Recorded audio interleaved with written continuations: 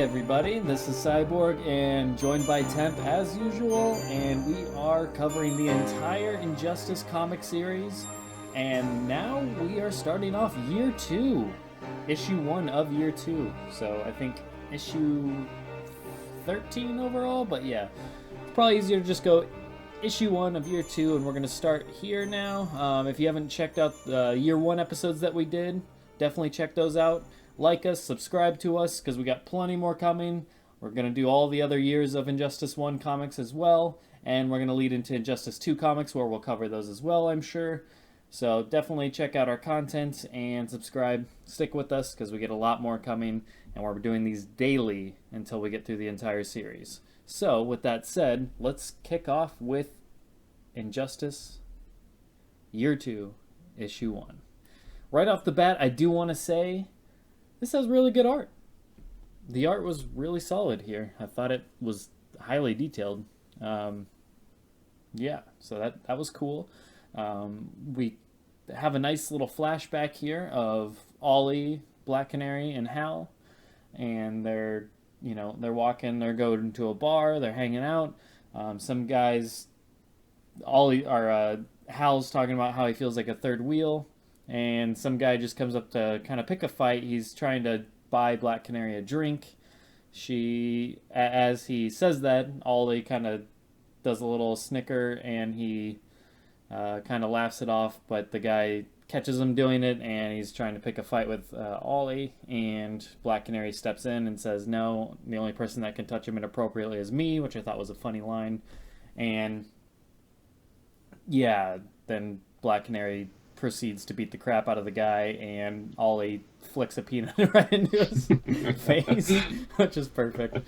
But yeah, so that was a fun little exchange there. Then that leads to probably the most important part of this chapter, and now we go back to the current, obviously.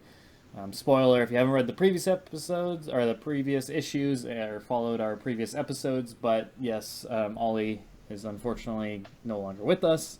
He died at the hands of Superman in the last chapter, or the last issue, I should say, the finale of the first year. And anyways, this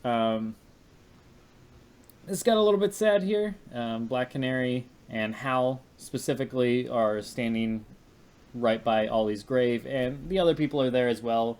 Noticeably, Superman is missing. Batman's missing, of course, because he's paralyzed, but Superman's missing from all of this, rightfully so, because that would have just been super awkward if he went to his grave for his funeral. But I did want to point out how funny Cyborg looked in, he's in just regular casual, business attire, sad kind of. I didn't see him, actually. How did you? I saw him there, Cyborg but I didn't there? see his casual or his business attire at all. Yeah, he's just in a trench coat and a suit, kind of like everyone else. So typical stuff you wear at a funeral. I just thought he looked funny because, I mean, there's no disguising himself. He has half a cyborg face and body, so it's just it's like a Ninja Turtle wearing a trench coat and a hat. It just it only goes so far. Yeah. Well, just real quick, let's go down the roster. So I imagine Huntress is on the left in the sunglasses. Obviously, that's Canary. In the middle is that. I'm gonna have to pull it back up. Hot Give me Girl? one moment here. Sure. No. Okay, I got it pulled up here. It took me a second, but I figured that the woman with the short hair was Catwoman. Okay. Okay, so we got sunglasses. That's Huntress, I imagine. Maybe or no? Catwoman's with the short hair. You're right there. Huntress, yes, the darker haired one in the sunglasses, and then the one with the orange hair. Is that who you're asking about? I think Hot Girl, but I'm not 100%. Yeah, it's Hot Girl. Huh. Because Shiara, however you say her name, she has lighter hair like that. It's kind of brownish, orangish like that. So, yeah. What do you got for the blonde dudes? Because one of them I'm guessing is Aquaman. And which one? Aquaman would be the one with the actual longer, kind of shorter the but wavier. Longer. Yeah, the wavier hair. Wavier. Okay. That's just a weird thing. Wavy hair, but I mean that is a term for hair, so that makes sense. The short haired, kind of like the military cut, so to speak. Blonde one. Process of elimination. Who does that leave? Yeah, I have no idea who that is. I have not this. The Flash, maybe? Yeah, it has to be the Flash. Hmm. Yeah, it has to be just by process of elimination. Because you And have Green all the Lantern, main people. You have all the main people. Flash was a main person in the year one, so it has to be. And they're separated by sides, so that makes sense. Except for Luthor.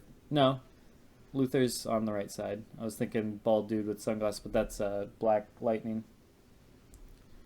Oh, okay. Well, He's a little bit, yeah. Okay, I He's thought a that little was bit, Luther as well. yeah. He's fair skinned there. He's not as black as he should be, I guess, for a lack of better way of saying that. But like his skin looks very light toned. But if you, yeah, it just makes sense. Process of elimination. Everyone on Batman's team's in the first panel there, and then everyone on Superman's team's in the second panel. And there's Damien, of course. Yeah. So I didn't realize that either till now. So yeah, makes sense now, the breakdown there. Anyways, moving on. So you have that kind of rundown, but the two people that stay by his grave as everyone else kind of leaves is Black Canary on one side and Hal on the other, which is kind of symbolic in a way because they are separated because Hal's on Superman's team. So it's kind of a nice symbolic representation of them both standing on the different sides of Ollie's grave. And this is the rough moment of the comic where it just kind of like makes you feel gross. Hal essentially calls out to Black Canary, Dina, whatever. It's probably Dinah. I'm leaning towards Dina because I know women named Dina. I don't know any women named Dina. The only thing I think of Dinah is someone's in the kitchen with Dinah. Someone's in the kitchen. I know. Okay. Anyways, let's not do that again. But continuing. Strumming on the old man joke. Okay. Just had to finish that out. Okay. It's probably Dina. Let's go with Dina until at least these videos get posted and somebody corrects us otherwise. That's why I always just call her Black Canary, just to avoid the confusion. So he says, Dina, and then she says, are you still standing with Superman after this? And he says, I am. The world is better. He didn't mean to. I didn't mean to. I think of Baby Doll from the animated series Batman. Anyways, Black Canary says, there's nothing more to say, Hal, and she just turns away, and he walks away. Like, how? How could you stay with Superman if you were that close of a friend with Ollie? I mean, they're all friends in a way. They've all been friends. It's just, if you've had those sorts of times with somebody and you know Superman just obliterated him, that's just. And he wasn't even there, so he's kind of taking his word for it too. So it's sketchy, and like Green Lantern says it with no conviction. He literally looks to the left looks to the right, and then looks down at the ground and says, "I am. The world is better for it." I'm like, God, no backbone at all. Yeah, it's pretty bad. I mean, he's in a bad situation. He didn't do anything wrong technically, so I mean we can't really blame him or anything. But yeah, it's just kind of disgusting that he would not even unfortunate. And then another bad part is we have, and this is a strong moment of the chapter, is Superman comes in and says, can we talk? I'm sorry, and then says it was an accident. I never meant to hurt him, which is just complete BS, of course. Yeah. And then he kind of puts his hand on her shoulder because she just doesn't even care. She just has her back turned to him. He puts his hand on her shoulder. Please say something. And she says, you want me to say something? And then she just starts screaming. And that is perfect. His ears start to bleed. And he just grabs her by the mouth, lifts her up, and his eyes are glowing. Yeah. And this is perfect. She goes full-on Superman burn mode. Like, we need to start a damn counter. We need like a time, yeah. We need a counter, and we need like a checklist of everyone that's burned Superman. And by the end of the comic series, we need to see who all has given Superman a great burn. We know Batman has. We know Alfred has. I forget the rest. Probably Ollie in there somewhere. But, yeah.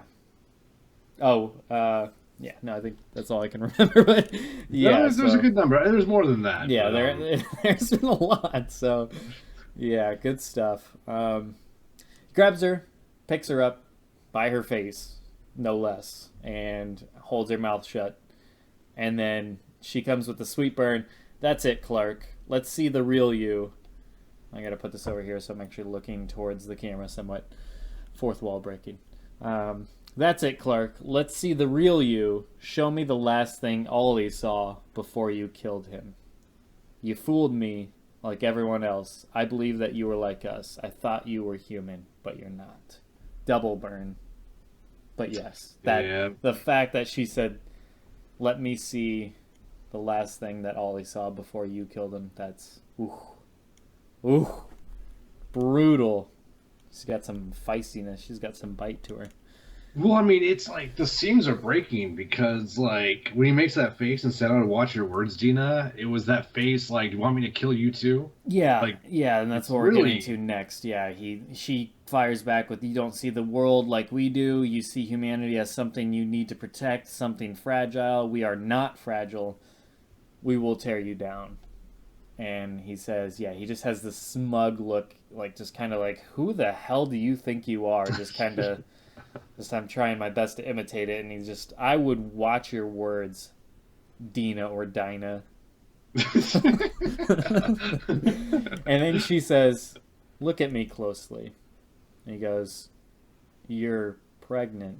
And she says, yes, I'm fighting for 2 now. Boom. Boom. She's the lowest. She's the lowest. Now, he's the fucking homewrecker. He's the one that took that baby, allegedly. We don't really know, but I would assume it's Ollie's baby. He's the one that killed that poor child's father. How do you feel now, dickhead? How do you feel now, Clark, dickhead? How do you feel now, Clark, dickhead, Kent? Keep going. You're not done. L. I didn't say you could stop. L is his... Cal? Yeah, that's his maiden name. And then we have a cool reveal of the chapter as she says he's gone. Did the lenses record everything? And then we get somebody talking to her and said, yes, we got it all. Dina, well done. And she says, good. And then we find out it says Oracle out. So now we have Oracle in the comics. That's pretty cool. Nice little debut there. Yeah. Well, nice little subtlety. Yeah, definitely. So I'm glad that we don't see her, but I'm glad that she's going to join. So, but yeah, I didn't really do that prior, but we kind of did a step-by-step where I was actually reading from the comic there just to give the real effect, because actually it's worth mentioning, these issues are now shorter. So there's only 2 chapters in an issue. I don't know if they lengthened the chapters at all, but they didn't feel any longer than the previous chapters from previous issues. So now we're actually a chapter less going forward.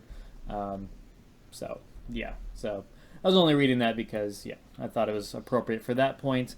But now I only say that I was reading that one because now we're going to sum up the next chapter a bit. I'm not going to keep reading from it. But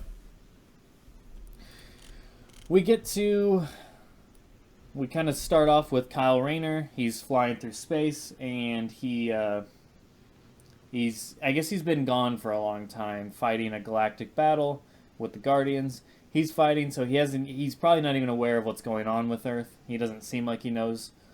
He's flying through space, coming back to Earth, and that's where we kind of leave off with him. It just kind of describes what he's going, but then we come back to Gotham. Superman has the Is he the one that... Yeah, he's the one that starts the symbol. I was a little confused there, but he's the one that puts the bat symbol up. Purposely trying to draw Batman out. He has a broken back, you asshole. Like, why does he... Like, he's gonna wheel out to the rooftop. I know, what does he expect? He's just in a wheelchair using his grapnel gun, like, flying around the city. And it's not gonna happen. I mean, it'd be pretty see boss, the grapple but... like latch onto the top of the roof, and Batman shows up like 45 minutes later as him and his chair go over the fucking... It's like the old Adam West where they're like scaling the wall with an actual a grappling hook, and he's just wheeling up the wall. Good time. Sorry, it's Alfred in the bat suit. Which it actually makes sense because he took the that would pill, be so... It could work. He's got he's much stronger. He's got powers. So, anyways, the bat symbol's up in the air, and the bat signal, and Gordon goes up there to investigate, seeing why it's on, and it's Superman waiting with his arms crossed, all intimidating like. And he says, "Where is he? You know where he is." Gordon says, "No, I don't know where he is, and I'm not going to tell you anything. I have nothing to tell." And he says, if you think I'm lying, then you can just look at my heartbeat, which obviously Superman could and seemingly does, because he instantly starts believing him after he says that. And then he goes into almost a threatening manner, even though he denies it. He says, "You have a daughter, don't you?" And then he counters back, "Are you threatening me?" And he says, "No." And then he actually looks at Gordon's lungs, says, "You have cancer, and it's spreading extensively." So he just says, "I'm sorry," after that and leaves.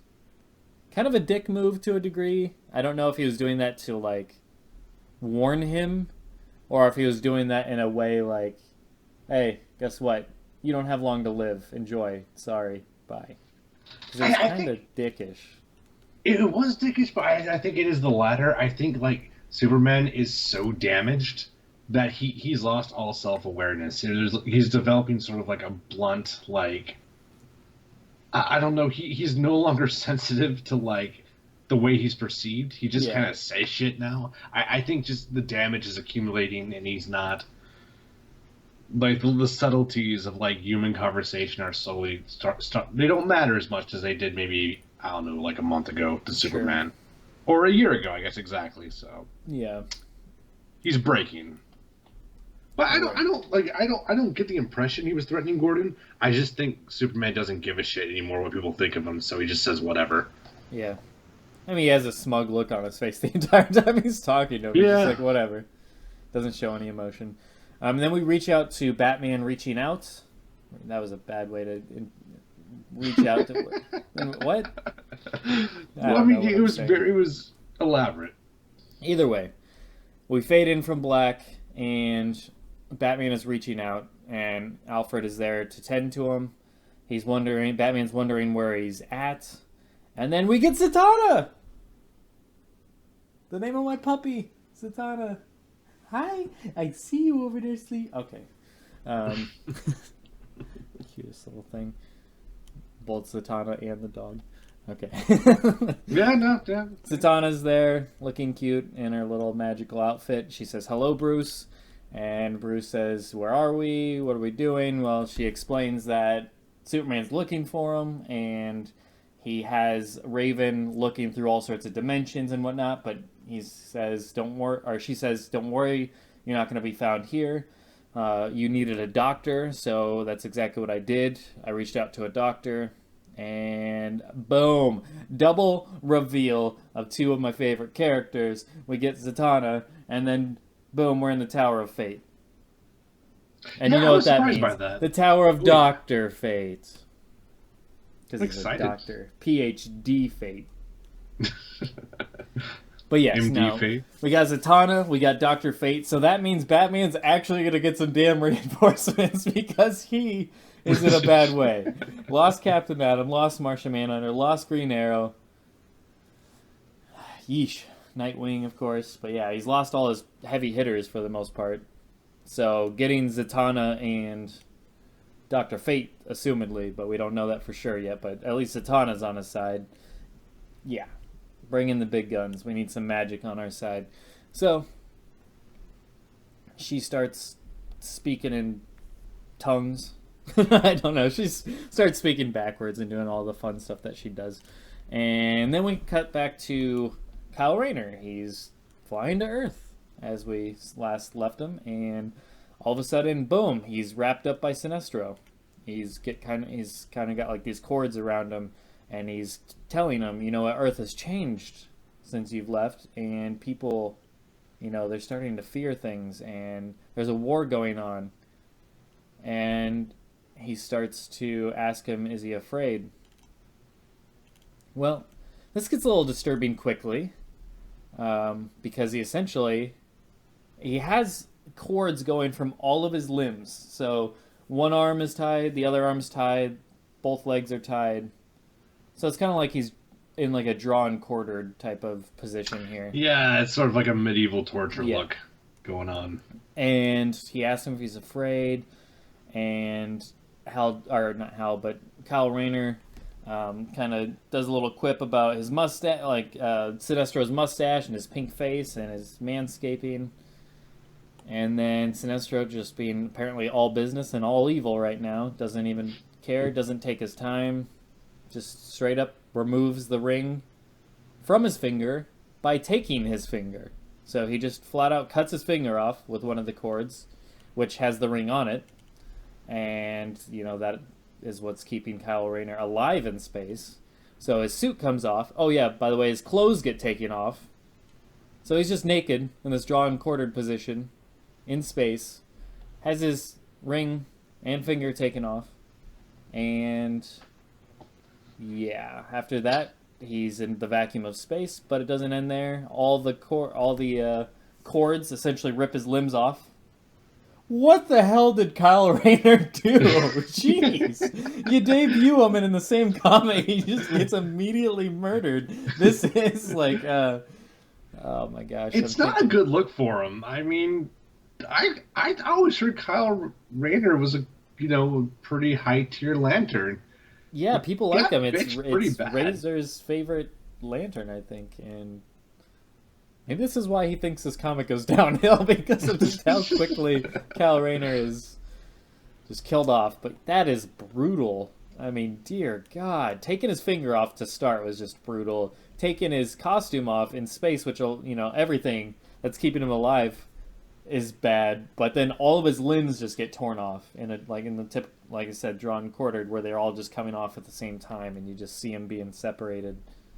And he just says, "There's a war coming, and you won't see it," and that's it. Yeah, it's I mean, this is very much more classic Sinestro. Modern Sinestro is much more gray, but like they literally make him look like the devil here. Yeah, he's just like rough. Jeez. I've actually never seen. I've read a lot of comics with Sinestro in it, and I've never seen him this happy. Like right when Rayner starts talking trash, Sinestro gets right up to his face, like close enough so fucking Rayner could feel the tip of his boner on his leg, and then bam, the ring gets ripped right off. Like, why is it what? Look at that face, bro.